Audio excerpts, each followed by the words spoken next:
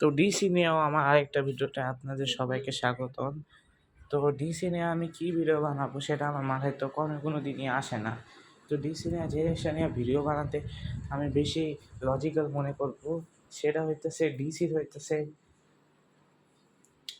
Live অ্যাকশনে হইতেছে, মানে ডিসি হইতেছে লাইভ অ্যাকশনে তো মার্বেল থেকে পিছিয়ে, কিন্তু অ্যানিমেশনে আগে কেন?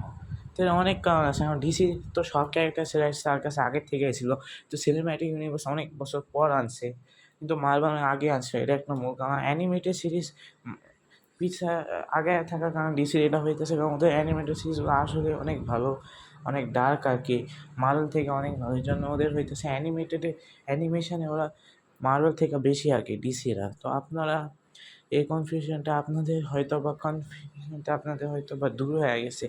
যদি দূর হয়ে থাকে তাহলে আপনারা ভিডিওতে বেশি বেশি করে লাইক করবেন। Signing off.